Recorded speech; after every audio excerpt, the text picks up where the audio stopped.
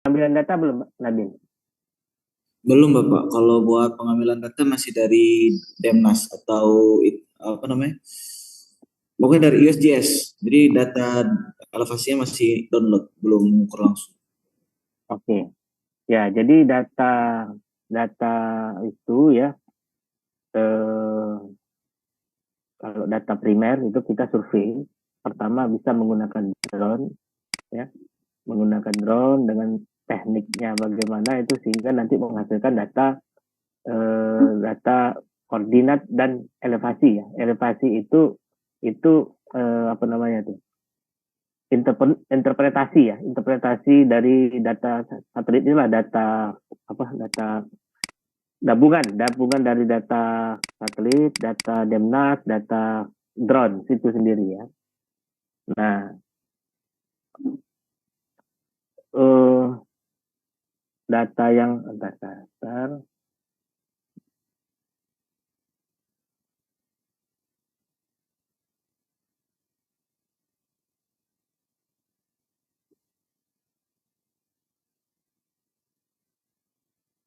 Nah, ini datanya jadi dapatnya seperti inilah kira-kira ya. Ini atau kita menggunakan GPS geodetik ya. GPS sudah belajar tentang menggunakan alat GPS geodetik belum ya? Jadi alat GPS geodetik itu seperti alat ini ya. Ini hasilnya ya. Nah, ini hasilnya. Nah, ini saya kasih lihat gambarnya itu. Nah, ini GPS geodetik ya. GPS geodetik itu kalau teodolit sudah tahu belum teodolit? Sudah, Pak. Sudah tahu ya. Nah, teodolit itu kan terdiri dari alat T0-nya itu namanya T0 ya. Sering dipanggil T0 ya. Sering disebut T0, T0 dan mistar ukur ya. Kalau teodolit itu seperti itu. Jadi teodolit dengan WP apa bedanya? Cinta dia. Halo? Iya, Pak. Beda WP, water pass ya. Dengan teodolit apa bedanya?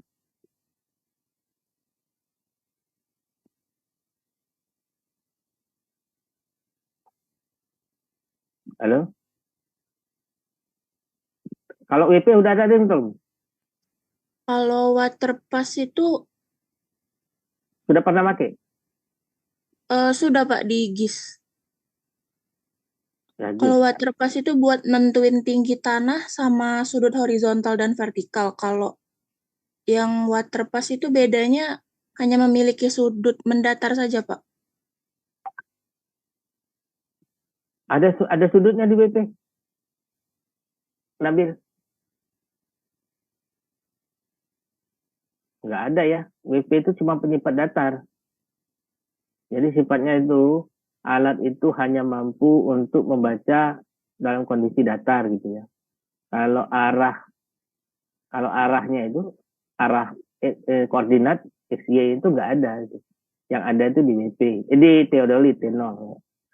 Nah, WP itu hanya untuk tahu beda tinggi ya. Beda tinggi di suatu tempat. Jadi alat itu terdiri dari alat WP-nya itu sendiri, water pass, ditambah dengan miskar ya. Nah, miskar ini harus terjangkau di kamera, bukan kamera ya, di apa namanya itu, apa ini namanya, ya ujung ini bisa terlihat dari ini ya, jangkauan dari teodolit area WP itu, sehingga terbaca benang atas benang bawah sehingga dapat jarak ya, dapat jarak dari ininya itu dan tahu beda tingginya itu. Jadi yang dibaca itu adalah mistar ya, mistar ukur atau bak ukur. Jadi kalau misalnya nggak terjangkau karena beda tingginya terlalu jauh melebihi 3 meter ya nggak kebaca ya. Jadi harus dibuat gimana caranya kalau WP itu? Harus dibuat bertingkat. Artinya kita mencari elevasi suatu tempat yang beda tingginya kurang dari 3 meter ya. Sehingga nanti di tengah-tengah antara yang jarak yang mau kita tinjau. Sehingga nanti kita dapat 2 kali jarak ya, 2 kali elevasi ya. elevasi pertama ke elevasi yang antara tadi, lalu dari antara ke elevasi yang apa namanya yang ingin kita tahu tadi ya. Nah, kalau T0 itu sudah lebih baik daripada WP. T0 juga atau theodolit juga bisa dipakai untuk menjadi alat untuk penyimpan datar ya. Kita posisikan alat itu benar-benar horizontal ya, kameranya ini horizontal, terus apa namanya dia berfungsi sebagai theodolit ya. Dia berfungsi sebagai water pass. Tapi ternyata theodolit ini waktu di zaman saya itu sudah paling canggih ya. Maksudnya dia sudah ada arah XY ditambah dengan nanti elevasi Z-nya ya. Nah, Z-nya itu harus diolah dulu dengan menggunakan apa? Konsep tachymetry ya. Jadi arah sudut ininya itu ya, sudut kita membaca misal itu juga ada sudutnya. Tidak mesti water pass ya, tidak mesti sejajar atau selevel ya. Jadi dia bisa melakukan menembak mistar itu dengan sudut arah terhadap arah horizontal itu ke atas atau ke bawah gitu ya. Sehingga nanti bisa diketahui posisi Z ya, posisi Z, elevasi Z itu dari titik tempat kita membacanya ya. Nah, dari satu alat theodolit itu kita bisa asal satu alat theodolit itu sudah ada titik referensinya, maksudnya titik koordinat awalnya, titik yang diacu terhadap titik BM atau titik BM. Titik BM itu adalah titik yang sudah diketahui koordinat terhadap titik bumi ya. Itu biasanya benchmark itu namanya ya. Titik BM ini ada dalam suatu posisi patok yang tidak boleh bergerak sedikit pun ya. Jadi yang disiapkan memang untuk dijadikan koordinat referensi. Di situ diketahui nilai X, nilai X, Y-nya itu dan Z-nya itu yang benar-benar sudah terhadap posisi bumi ya, terhadap koordinat bumi. Nah, itu detailnya itu nanti dengan Pak Dinar ya. Atau saya kira itu sudah pengetahuan standar ya. Karena Anda sudah mengambil pengukuran ya, Pak Dinar. Nah, sekarang apa bedanya? Nanti dulu, theodolit tadi ya. Theodolit tadi agak repot menggunakannya karena ya itu harus dibaca menggunakan mata ya. Harus diolah lagi datanya itu. Kalau di zaman saya itu saya dulu menggunakan itu ya untuk membuat kontur tanah. Menggunakan itu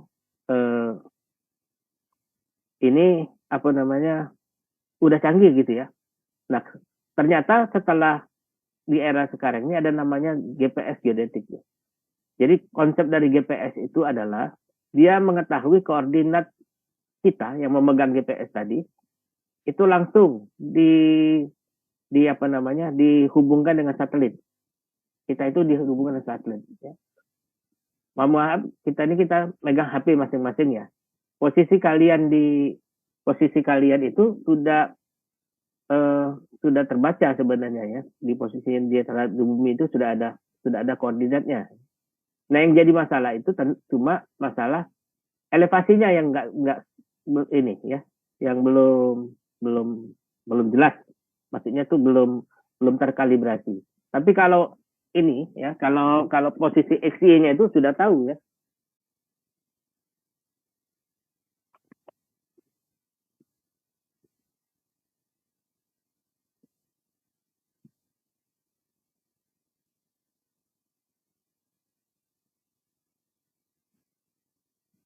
Nah, nggak apa-apa lah ya.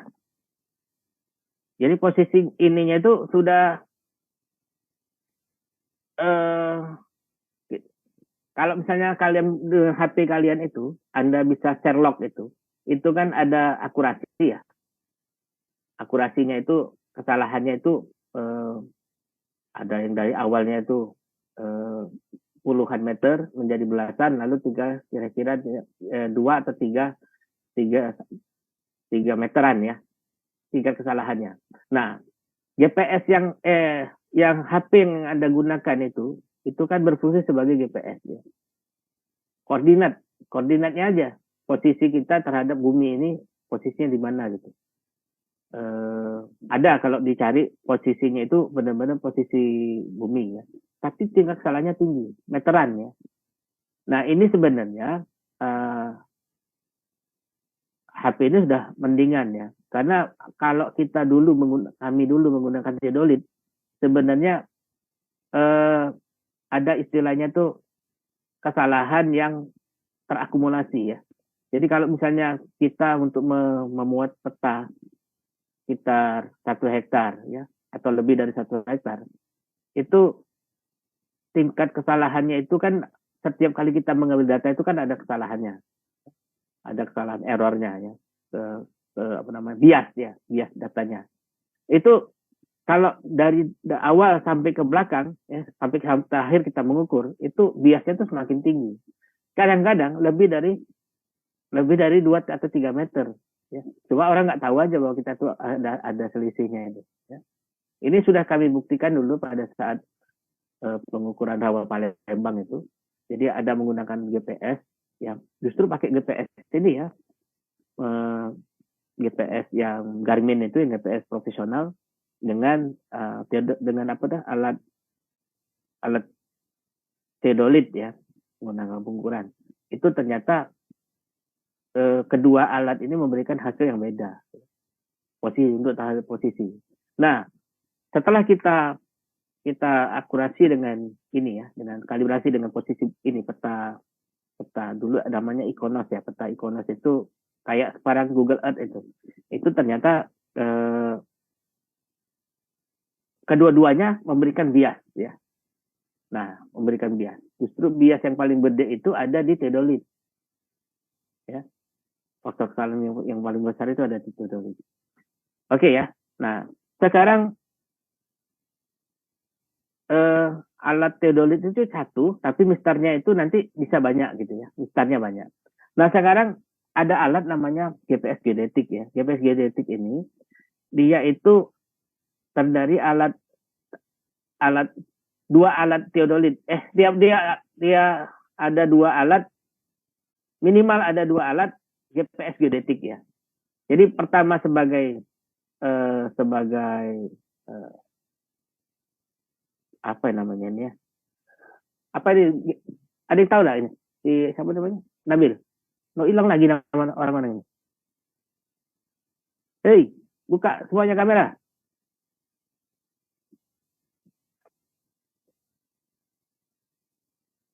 Kamu di mana itu, Nabil?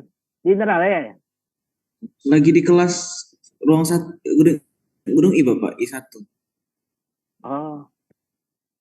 Oh gitu. Semuanya itu. Baru udah bertiga Bapak, baru ada Hilman, Rio sama Nabil. Yang lainnya di Indralaya. Ini yang Indralaya. Mana yang Indralaya yang lain? Nggak tahu itu. Siapa tuh namanya tuh? Ntar Nabil. Oke ya. Nah ini, oke lah, saya lanjutkan aja ya. GPS geodetik ini ada 2 alat ya. Jadi minimal ada 2 alat. Jadi alat ini dia itu terhubung satu sama lain. Jadi alat ini satu sebagai receiver ya, receiver itu penerima ya, atau pemorisinya. Nah, satu lagi namanya roller. Jadi alat itu nanti yang roller itu berjalan di sekitar GPS yang apa namanya, yang utama ya, GPS utama aja kita anggap, GPS penerimanya ini ya, penerima dengan yang GPS yang roller tadi yang berjalan-jalan itu nanti akan memetakan posisi posisi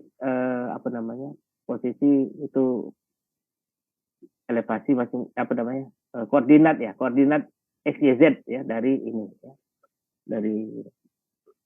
Nah, data ini Kalau saya kasih gambarannya seperti ini ya.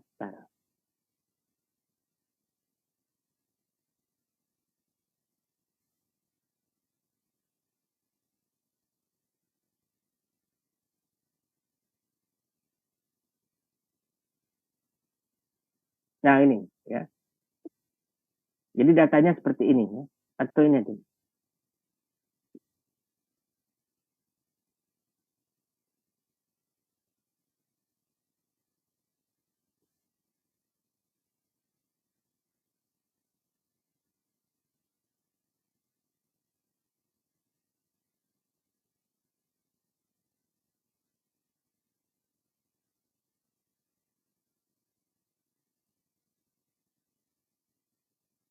Nah, ini.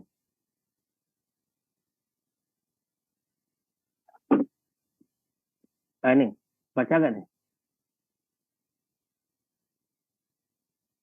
Jadi alat itu ya. Jadi roller itu nanti ada receivernya di mungkin di tempatnya satu tempat di sini. Ini kan karena jaraknya nggak terlalu jauh. Jadi radius 5 kilo itu masih bisa di apa namanya bisa dibaca oleh si penerima ya GPS itu penerima tadi. Ini rollernya itu jalan ke sini nih, jalan. Makanya arahnya itu kelihatannya kayak kayak rati gitu ya. Karena ini masing-masing ini akan memberikan koordinat nanti. Nah, jalan itu. Nah, eh sampai nanti seharian gitu jalan, nanti data itu di, direkam di dalam di GPS penerima tadi yang disebut dengan data logger ya. Nah, dari data logger inilah nanti dikeluarkan koordinatnya dalam bentuk tabel seperti ini. Nah, ini dalam bentuk tabel seperti ini. Jadi data ini eh, ada ada nilai northing ya ke acuan ke arah utara, ke arah barat dan ketinggiannya ya. Ini nilai ini sudah mengacu kepada koordinat bumi ya. Koordinat bumi.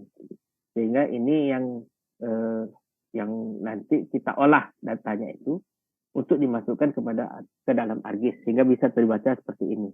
Nah, seperti ini. Nah, itu ini ya. Anda nanti yang perlu ditanyakan kepada nanti Purwil itu ya, bagaimana cara menyiapkan data itu ya menggunakan GPS geodetik. Kita punya ya. Kita punya alat GPS geodetik itu. Sebenarnya GPS geodetik itu kalau nanti kalau Anda survei gitu ya, itu dibutuhkan alat yang lebih dari satu ya, minimal dua ya. Satu sebagai penerima, satu sebagai pemancar ya. Pemancar itu yang disebut dengan roller. Penerima itu cuma statis ya, nggak jalan-jalan ya. Itu di titik BM itu yang penerima itu di titik BM. Nah, itu dia membaca posisi roller itu ya. Posisi roller itu di dalam posisi X, Y, Z-nya dibaca koordinatnya itu. Jadi data koordinat. Nah, satu lagi ada alat yang namanya GPS ini, batimetri ya. Ini. Bukan untuk menyiapkan batimetri. Jadi kalau ini tadi disebut data topografi menggunakan GPS geodetik, nah sekarang untuk batimetri itu alatnya apa? Alat untuk mendapatkan batimetri.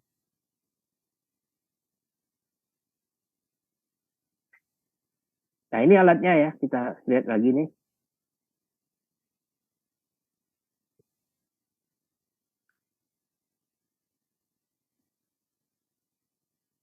Nah, ini kita sebut dengan echo sounder ya. Echo sounder. Kita punya alatnya itu di lab itu juga punya ya. Bahkan kita itu sebenarnya punya drone juga, cuma sekarang sedang dibawa Pak Bay sedang S3 di Jogja ya, di UGM. Ini ya ini enggak secanggih ini tapi ini drone-nya ya. Ini yang profesional. Kita juga punya echo sounder yang biasa saja ya, tidak seperti ini ya. Ini profesional sekali. Alatnya itu seperti ini nih.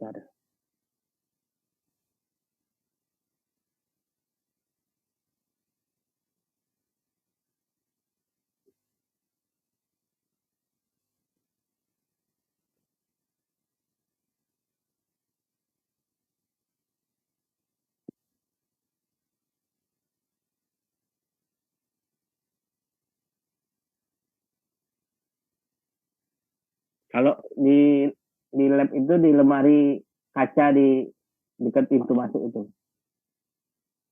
Nah, itu ada.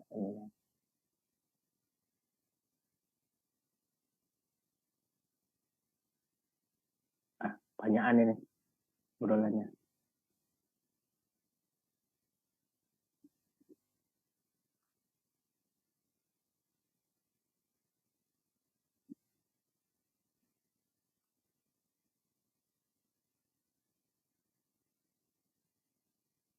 Nah ini, ya, kelihatan nggak?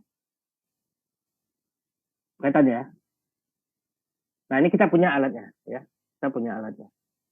Nanti, nah biasanya Pak Helmi itu hobi sekali itu bawa mahasiswa untuk survei, ya. Entah menggunakan alat ini echo sounder atau menggunakan alat tapi kalau GPS geodetik itu rasanya nggak pernah ya karena itu wilayahnya Pak Dinar ya. Nah ke lapangan ya. Nanti minta aja ini ke Pak apa namanya ke Pak Helmi untuk menggunakan alat. Bagaimana cara menggunakan alat geosonder ini ya. Jadi alat ini ya terdiri dari alat ini namanya alat pembacanya ya. Pembacanya itu sebagai receive penerimanya. Lalu ada alat lagi yang kita masukkan ke dalam air ya. Kalau kita nanti naik menggunakan perahu ya. Menggunakan perahu itu berjalan seperti ini ya. Arahnya itu.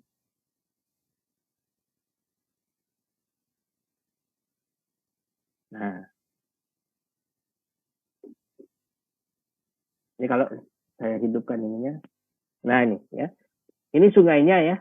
Kalau ini tadi di darat ya, dilakukan di darat ya. Nah, ini tadi GPS geodetik tadi kita berjalan di darat ya, melakukan perekaman, tapi itu untuk yang di sungai ya. Untuk di sungai ini kita menggunakan perahu ya. Menggunakan perahu. Ya. Perahu dengan arah jaraknya itu jalannya itu seperti ini ya. Nah, ini sebenarnya ya, ini sebenarnya masih belum, ini sudah oke ya, tapi masih belum stabil ya, belum bagus gitu ya. Karena yang bagus itu, yang pertama kali ya, kita harus arah memanjang dulu ya, arah memanjang, baru nanti arah ininya ya, arah cross sectionnya ya. Ini kita anggap cross section ya. Kita cross section dengan arah perjalanan seperti ini. Nah yang benar itu pertama kali ada arahnya itu kita jalan ke arah ini ya, ke arah ini, ke arah apa namanya, ke arah aliran, lalu balik lagi muter seperti ini, muter sini, balik lagi muter lagi, gitu, sambil merekam ya, merekam dan ini sampai sini. Nah baru nanti cross section ya, muter gitu ya, cross section seperti ini. Nah itu tekniknya itu ya, GPS geodetik itu ya, alat ini akan memantulkan sonar ke arah ke bawah sungai sehingga nanti ada pantulan ya yang diterima oleh si alat tadi untuk dikonversi menjadi letak posisi XYZ-nya yang pantulan tadi itu terhadap ini ya, terhadap titik referensi ya.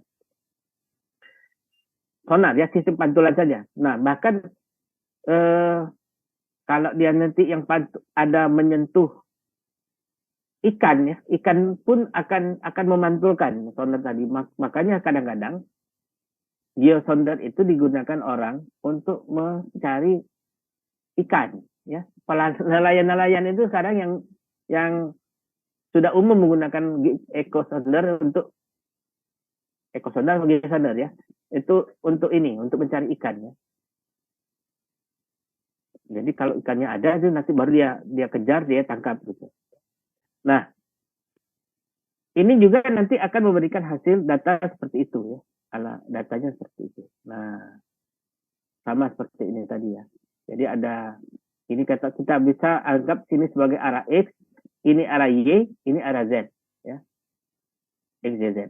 Nah ini ya.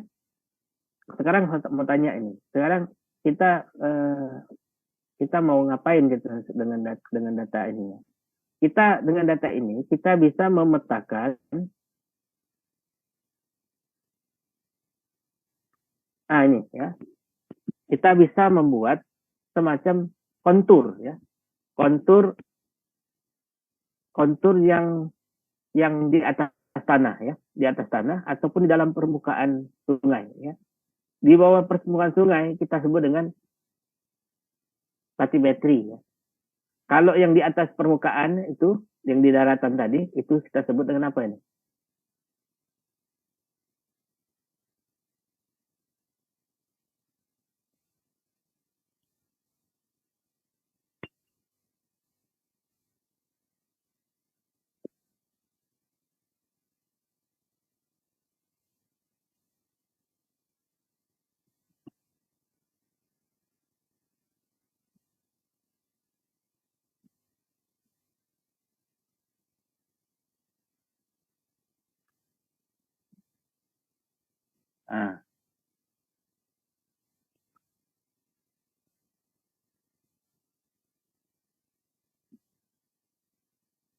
Ah, gitu ya.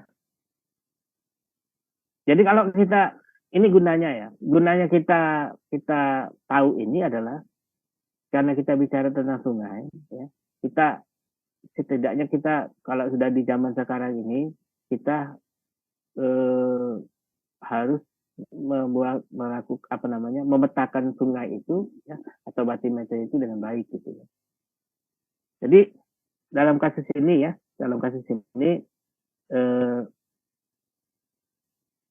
ini ya, nah ini dalam kasus ini kita akan membuat dermaga di sini ya. Kira-kira kita membuat dermaga di sini. Jadi kalau kita mau membuat dermaga ya di bangunan sungai juga kan, bangunan di sungai, kita setidaknya kita harus punya data elevasi, data apa namanya kontur bawah sungainya ini dan termasuk juga kawasan nanti di mana nanti ada apa namanya pengaruhnya terhadap ini tadi ya, terhadap dermaga ini tadi. Ya bisa jadi ini nanti ada apa namanya kawasan yang digunakan infrastrukturnya itu untuk kepentingan dermaga. Ya. Nah, seperti ini. Nah, jadi apapun bangunan sungai saat ini ya data yang dibutuhkan itu adalah data batimetri dan topografi ini juga. Nah, jadi penting sekali bahwa sekarang ini sudah eranya digital ya, era digital. Era di mana apa namanya data itu harus dalam bentuk peta apa ya istilahnya itu ya, kalau peta spasial ya, data spasial ya. Data spasial ini data yang berhubungan dengan peta ya. Nah, jadi hasil akhirnya itu kita nanti akan dapat gambarannya itu seperti ini tadi ya. Jadi kalau misalnya kita hidupkan ini,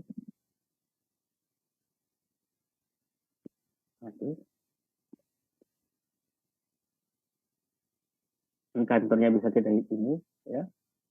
Jadi kontur ini dari data tadi ya bisa kita buat otomatis. Tapi kalau dengan teodolit tadi kita harus menghitung sendiri itu ya, melakukan interpolasi. Kalau interpolasi masing-masing itu sehingga nanti dapat bentuk konturnya. Dan itu dulu lama sekali ya, untuk berkontur seperti ini. Sekarang mudah sekali ya.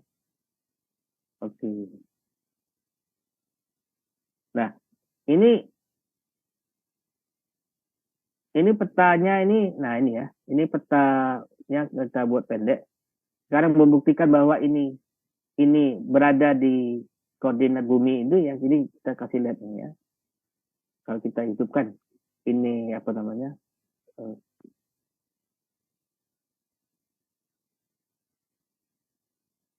Nah itu ya.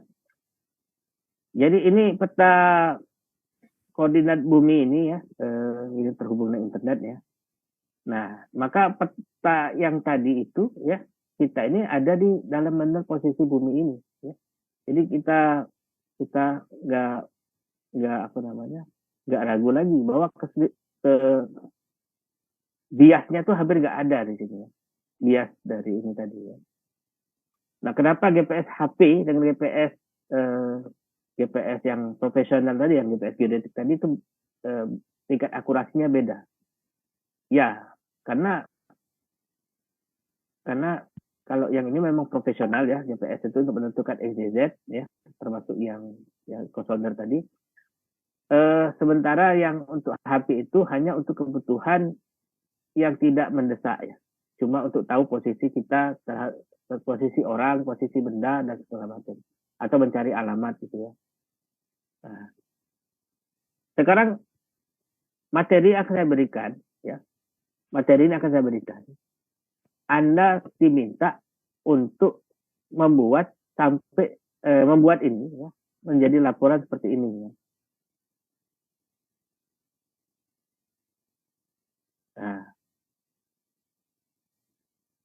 Nah ini ya.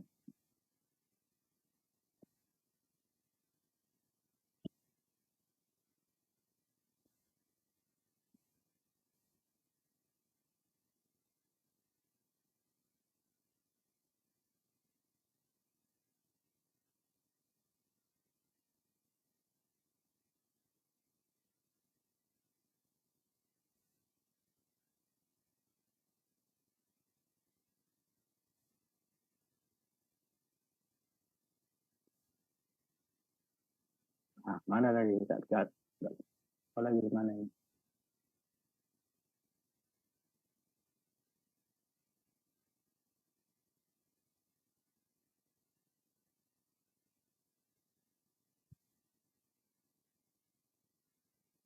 Bentar. Ini ininya lemot ya. Bentar.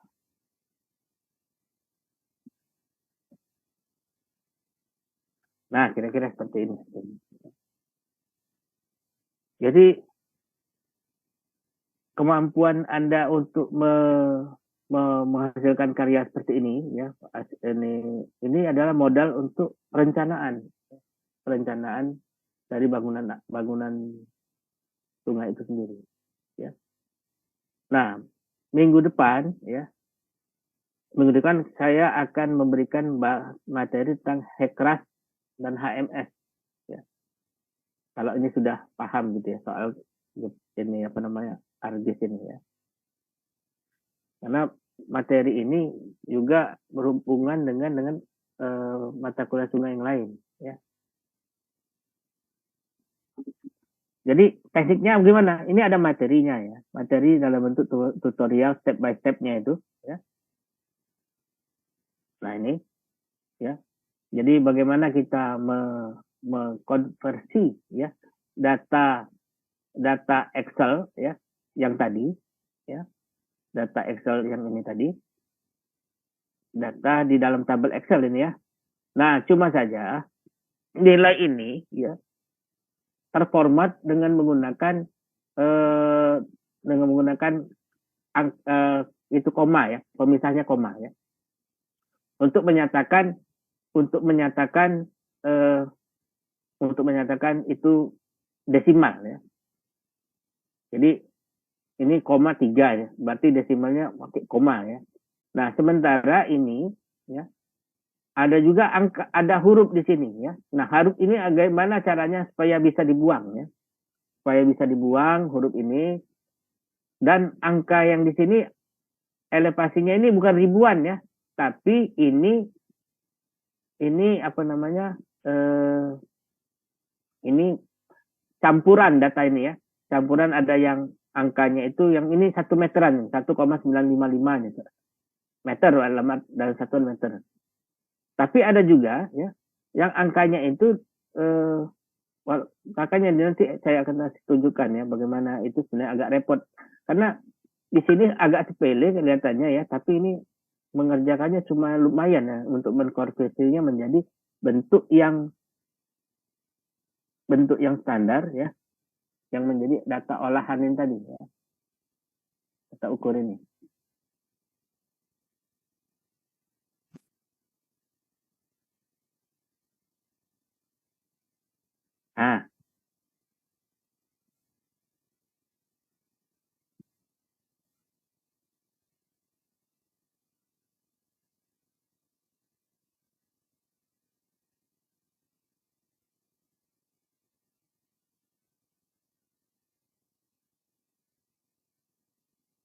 Nah, kelihatan ya.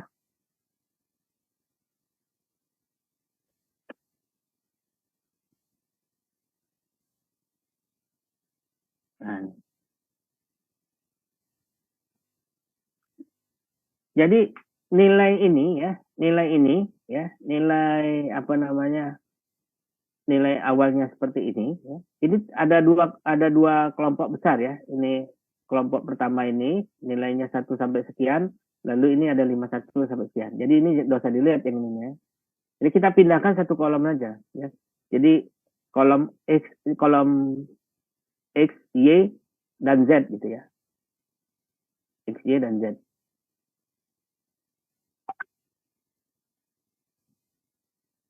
Nah,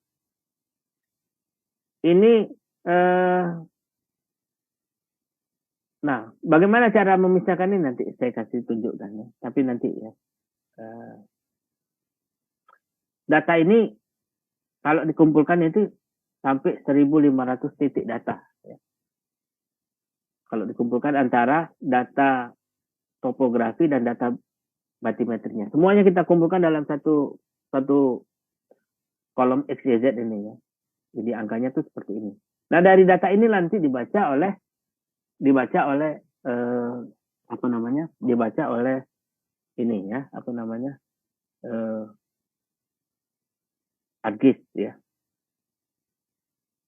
Oke. Nah,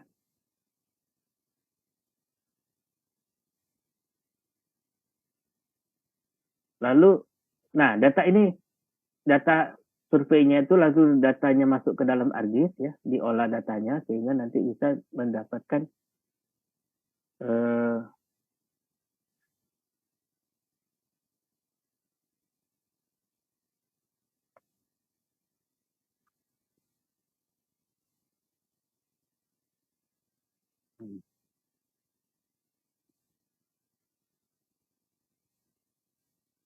siapa yang sering main ke Google apa namanya? Google Earth ya.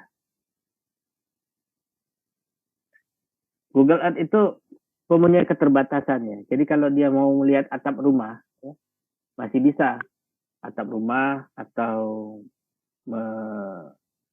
mencari kendaraan masih bisa gitu ya. Tapi kalau itu nggak bisa lebih teliti lagi ke bawah gitu ya.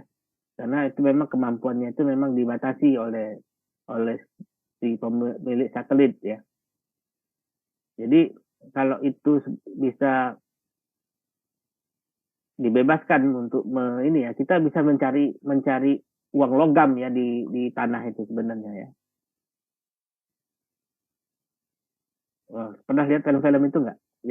Yang film Amerika gitu loh. Ini apa ya?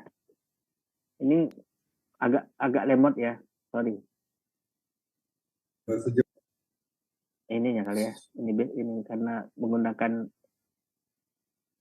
peta base map ini ya. Bapak izin aku Nabil mau nanya. Ya. Kalau yang Google Earth kan dia tuh kan pakai datanya apa?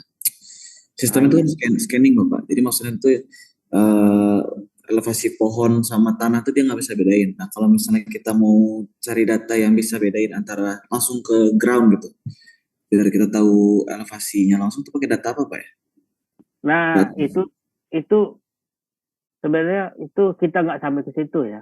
Jadi itu kita disebut dengan interpretasi citra ya. interpretasi citra satelit.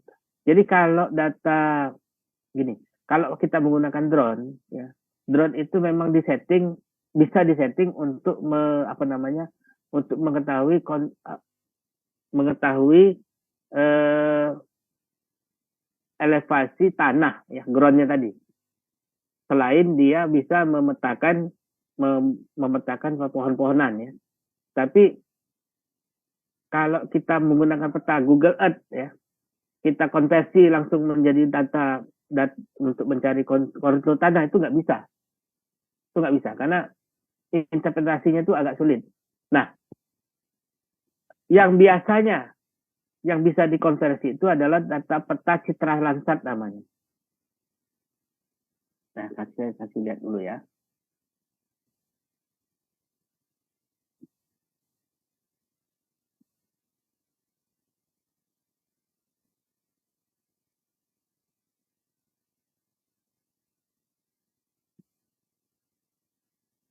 Bentar.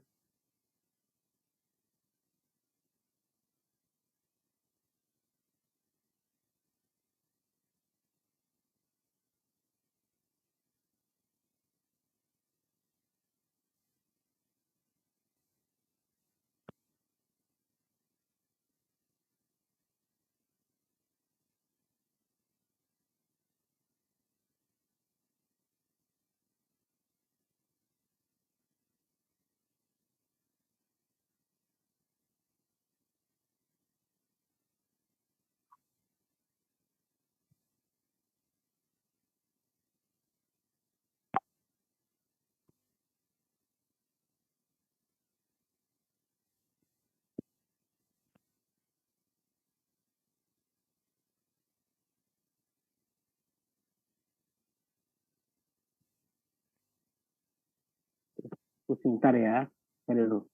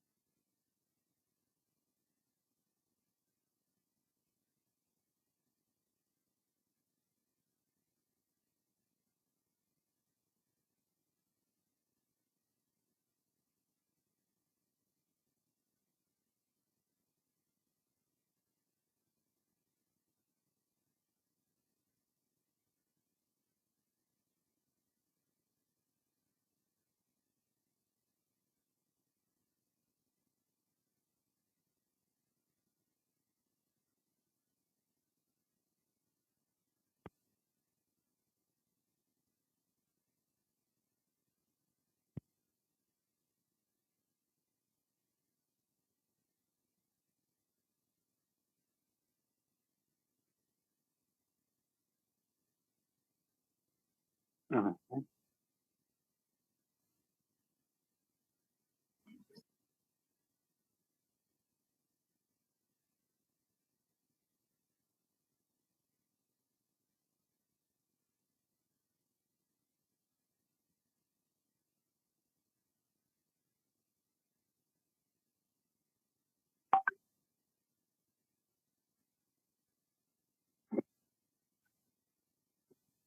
kelihatan nggak nih? Kelihatan Bapak. Nah, ini ya. Jadi data citra ini, jadi agak beda ya. Ada beda antara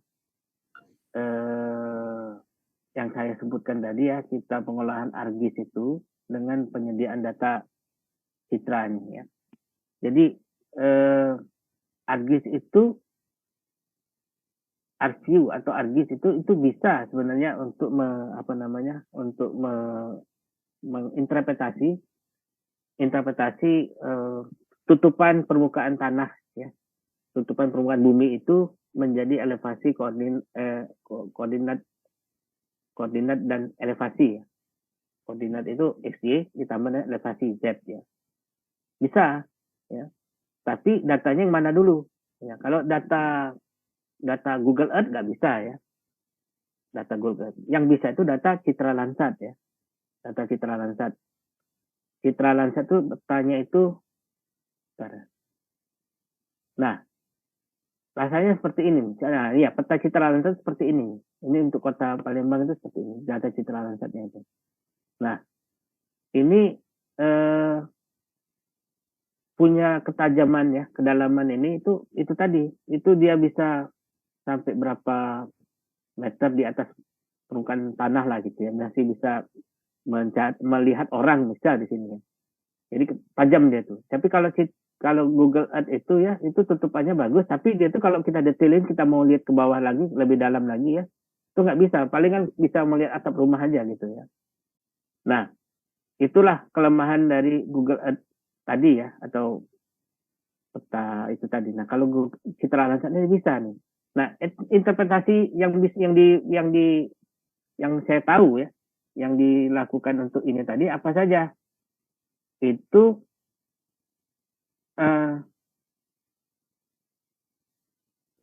data itu pewarnaan, ya, soal pewarnaan. Nah, ini cara prosedurnya itu, ya. Jadi data Citra Landsat terkoreksi. Citra ini yang terkoreksi artinya apa sih, Pak? Yang terkoreksi. Jadi peta citra ini, ya, bukan ada dua jenis, ya. Peta yang pertama, dan yang pertama itu peta yang peta citra yang dihasilkan dari pengolahan data langsung dari ini, ya, dari satelit, ya.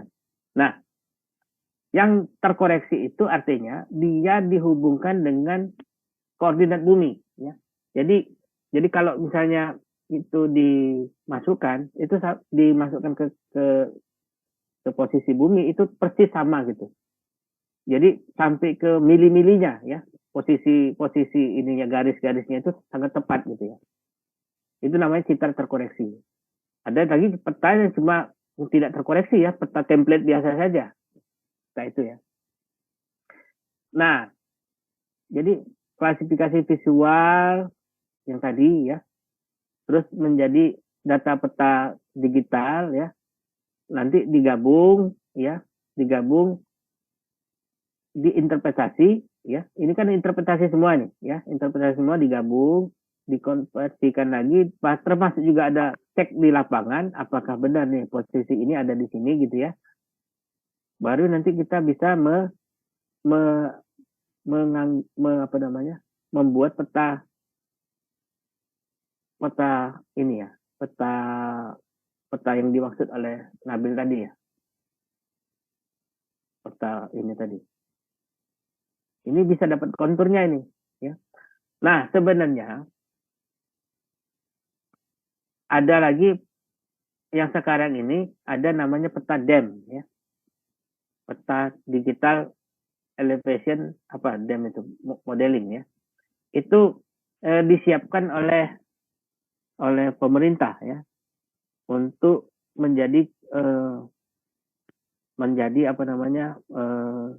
dasar, ya, untuk diolah lebih lanjut data itu menjadi data khusus untuk kepentingan tertentu gitu.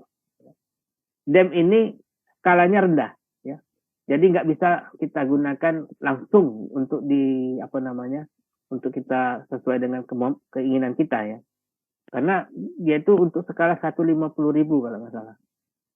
Jadi kalau kita mau cari skala peta yang lebih kecil, ya, 1:1000 misalnya, atau 1:5000, peta DEM ini tadi garis-garis konturnya nanti nggak cukup, ya, karena dia cuma ininya gede-gede gitu, ya. apa namanya, skala petanya itu gede-gede saja gitu ya. Nah itu ya. Nah ini. Oke, ini tahun dulu nih, tahun 2001 saya ngerjain ini.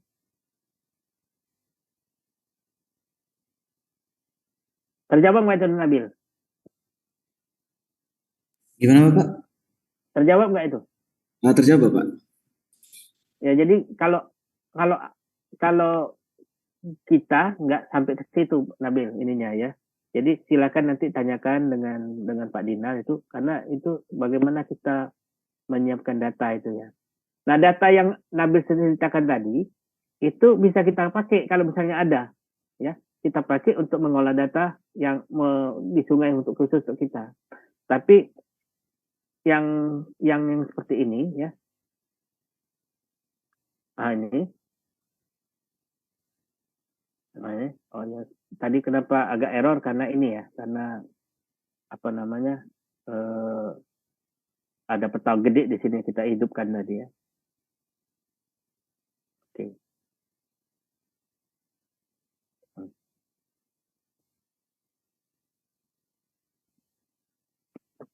Nah, garis kontur kalau kita mau menggunakan data Demnas tadi, itu nggak bisa membuat data halus seperti ini. Jadi nanti garisnya itu cuma antara per 5 meter.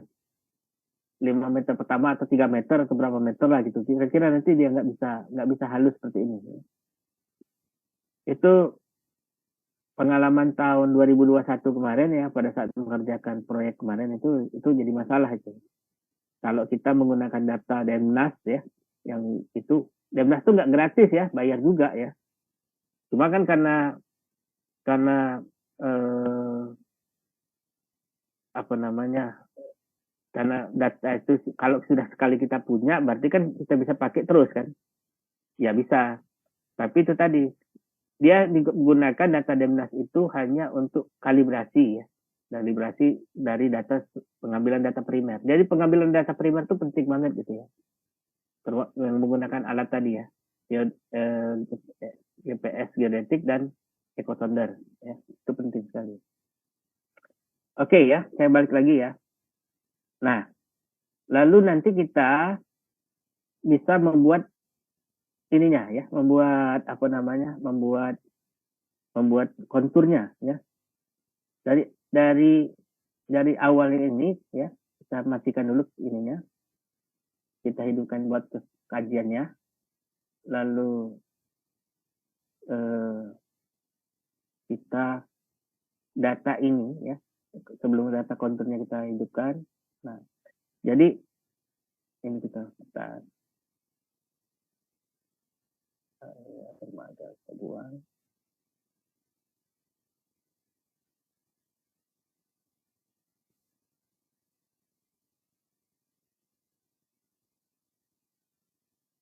Nah, jadi data ini ya, data ini yang pertama kali itu kita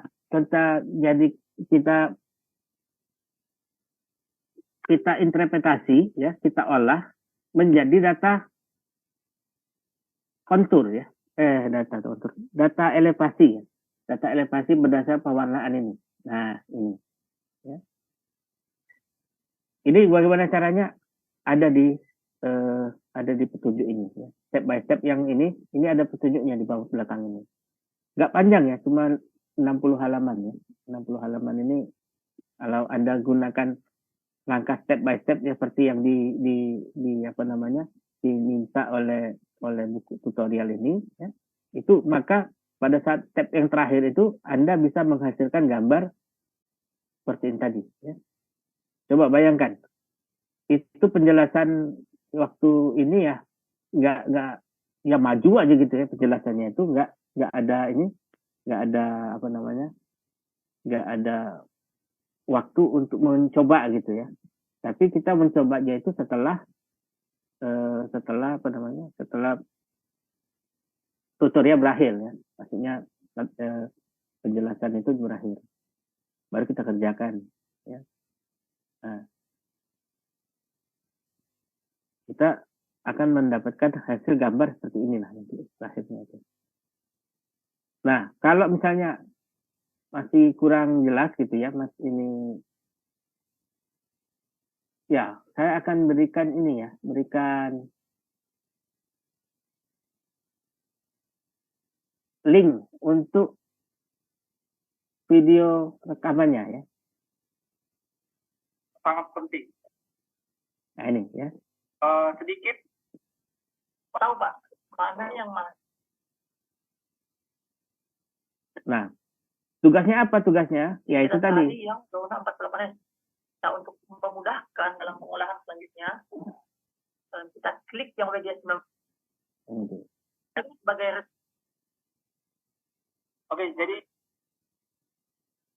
pilih 10, kemudian kita apply. Kemudian oke. Kenapa harus 10, Pak? Ini hanya untuk menjadikan dia model 3D, Pak ya. Kalau 0 itu dia model 2 dimensi. Ini kita buat dia model. Oke ya. Ini nanti saya bagikan juga sehingga nanti dengan tutorial lalu file tutorial lalu ada ini juga Anda bisa untuk mengerjakan ini.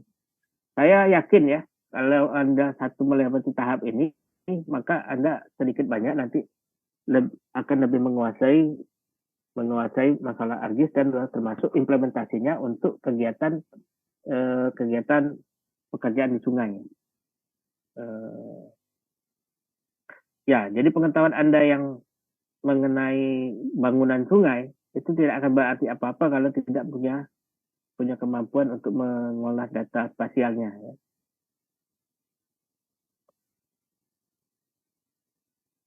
Gitu ya.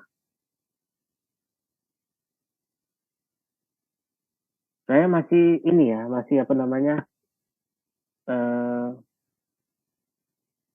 belum update di e-learning ya. Nanti saya update e-learning. Silakan nanti dilihat di sana.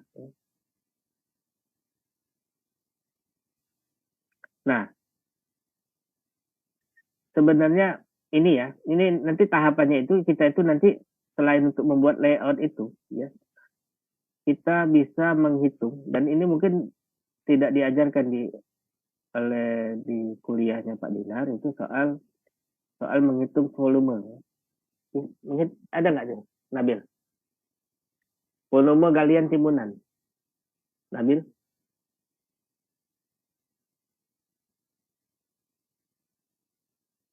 Halo?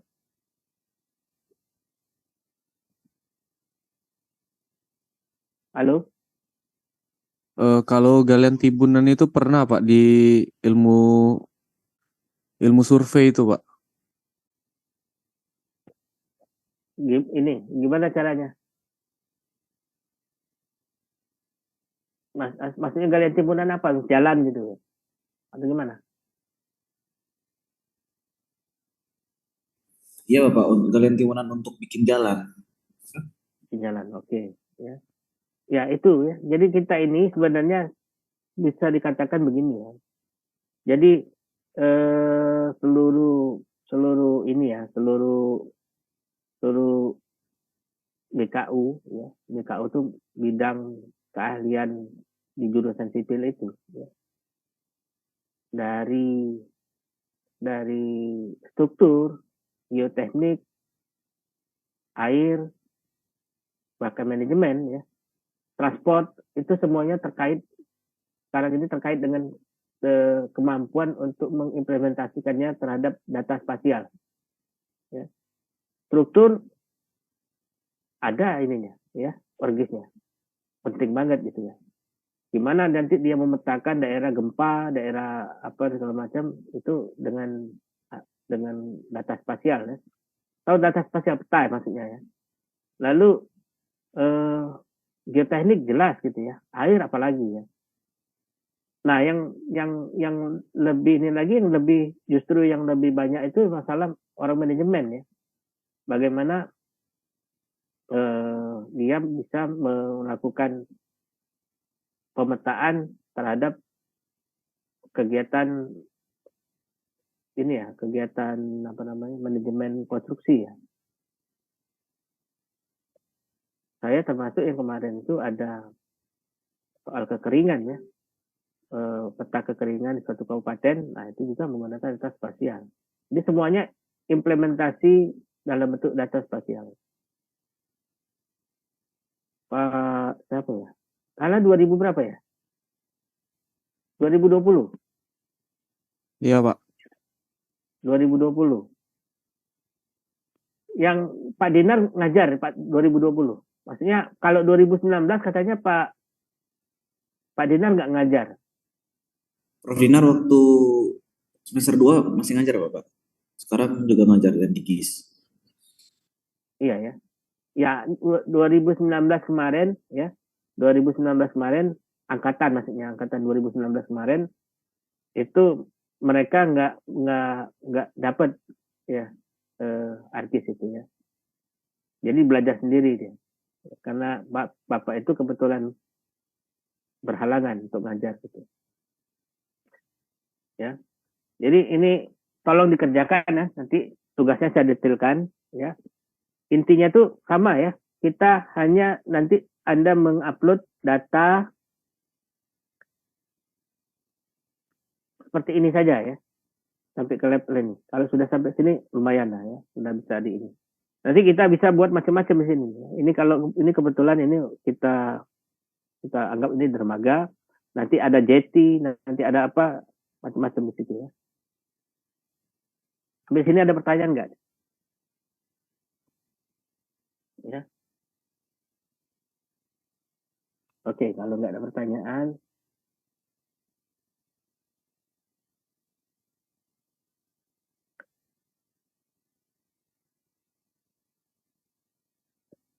nanti saya akan berikan ini ya, apa namanya SNI yang berhubungan dengan berhubungan dengan bangunan di sungai ya. Ya ini.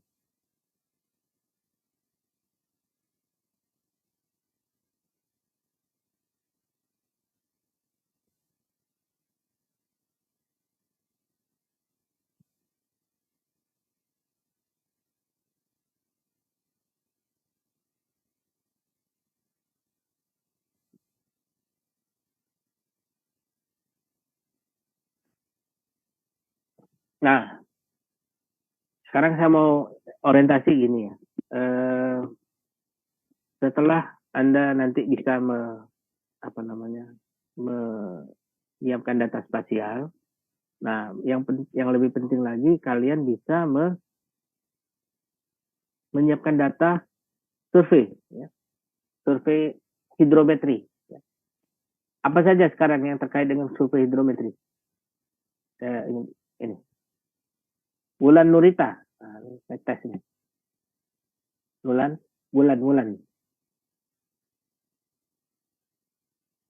Ini nggak ada orangnya nih, berarti ya.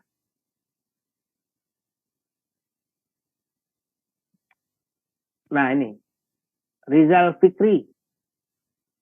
Ini ada nggak orangnya?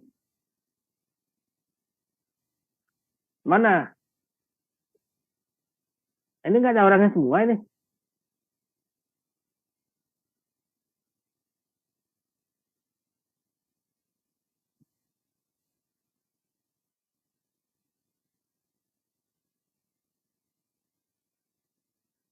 Ya, saya mau nanya ini ya.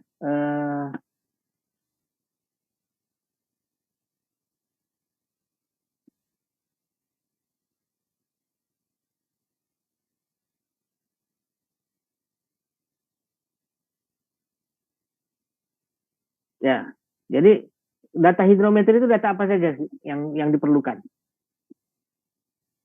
untuk menyiapkan data ini? Aliran, kecepatan aliran, ya. Kondisi jadi, klimatologi juga Pak. Apa? Kondisi klimatologi Pak. Ya, itu, kayak kelembapan udara. Ya, cuma itu minor kita ya. Sebab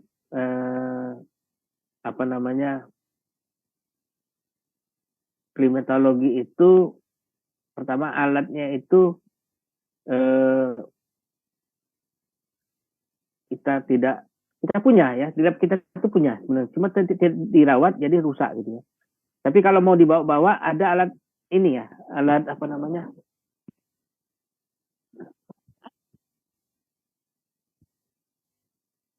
alat yang cukup ini ya untuk kelembapan ya, soal kelembapan.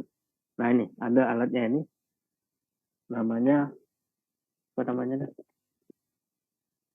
Ya untuk mengukur kelembapan aja nih ya, untuk mengukur kelembapan. 200.000 kalau nggak salah harganya ya, di toko banyak yang di mana aja? Es yang di mana itu ya? Es di veteran gitu ya, yang di veteran. Ada ya, es di veteran itu. Baterainya habis nih.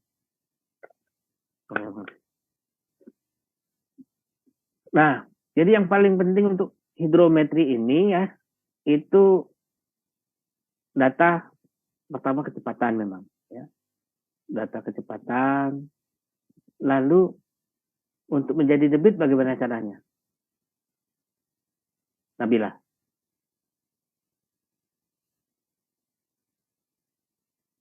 Mana Nabila? Yang enggak bukan kamera ini saya panggil. Mana Nabila? Nah, itu orangnya nggak ada berarti. Ya. Saya ngabsen aja dulu ya sekalian ya.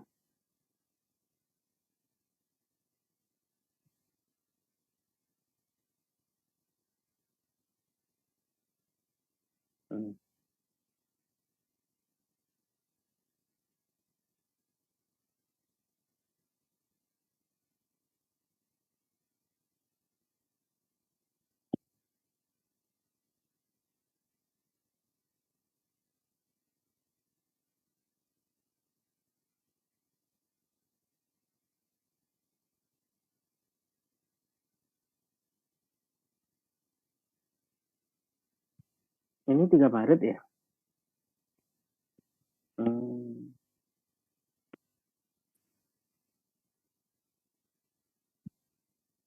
Ini.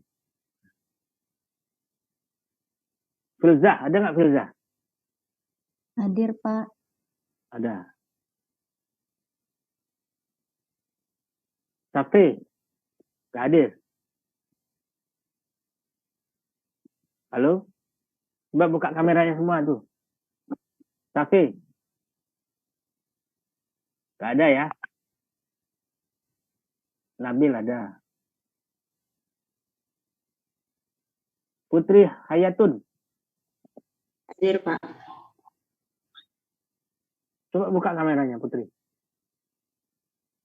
Sebentar, Pak. Nah, ada pakai jilbab ya. Herlina.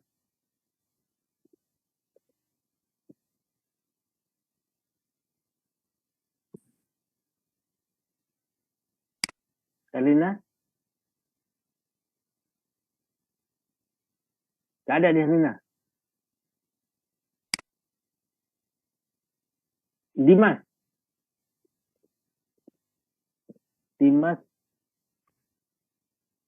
Apa namanya penyanyi? Sudah tahu belum?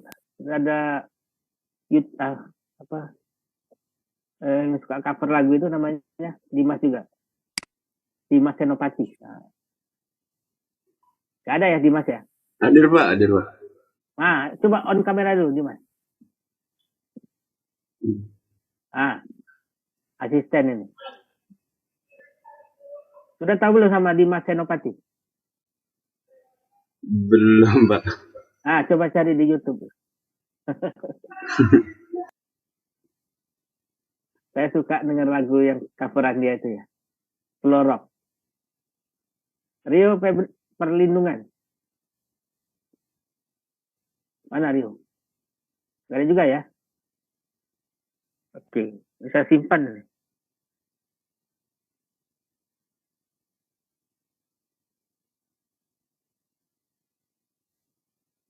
Oh ini hari ini ya.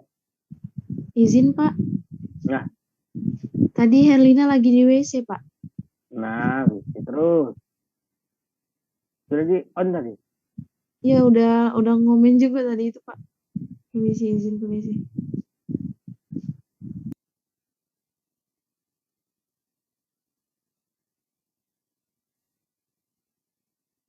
Oke. Udah ya tadi ya. sekarang marka itu.